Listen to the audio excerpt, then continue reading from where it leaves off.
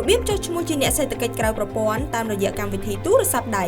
ដំបូងចូលទៅកាន់ App Store សម្រាប់ទូរស័ព្ទ iOS ឬ Play Store សម្រាប់ទូរស័ព្ទ Android រួចវាយពាក្យ KMIE ចុច Get ឬ Install បើកម្មវិធីចុចប៊ូតុងបន្ទាប់បញ្ចូលលេខទូរស័ព្ទបង្កើតកូដសម្ងាត់ត្រូវមានយ៉ាងតិច6តួអក្សរដែលលាយអក្សរតូចអក្សរធំនិងលេខនិងបញ្ជាក់កូដសម្ងាត់រួចចុចបង្កើតគណនីថ្មីដើម្បីបង្កើតគណនីប្រើប្រាស់បញ្ចូលលេខកូដចំនួន6ខ្ទង់ដែលបានផ្ញើទៅកាន់ទូរស័ព្ទរបស់អ្នកថតរូបអត្តសញ្ញាណប័ណ្ណសញ្ជាតិខ្មែរច្បាប់ដើមរបស់អ្នកកុំភ្លេចប្រើប្រាស់អត្តសញ្ញាណប័ណ្ណខ្មែរច្បាប់ដើម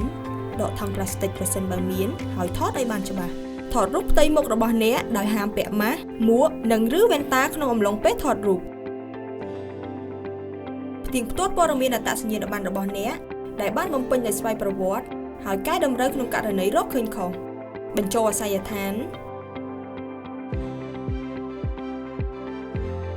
ជំហានបន្ទាប់ជ្រើសរើសប្រភេទអាជីវកម្មមុខរបរឬការងារជ្រើសរើសប្រភេទអាជីវកម្មមុខរបរឬការងារដែលត្រូវជាមួយនឹងលោកអ្នកបំផុតរួចបំពេញព័ត៌មានបន្ថែម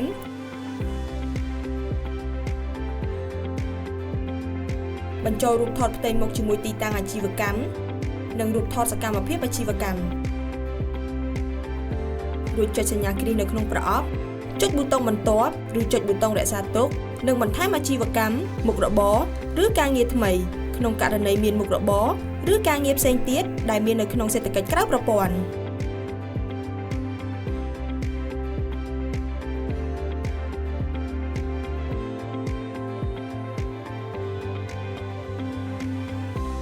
លោកអ្នកបានដាក់ស្នើជោគជ័យហើយ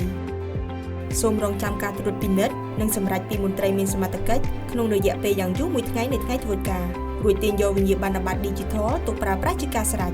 ប្រសិនបើលោកអ្នកមិនអាចចុះឈ្មោះដោយខ្លួនឯងបានដោយប្រការណាមួយលោកអ្នកក៏អាចចុះឈ្មោះតាមរយៈភ្នាក់ងាររបស់យើងបានផងដែរសម្រាប់ព័ត៌មានបន្ថែមសូមចូលទៅកាន់ Facebook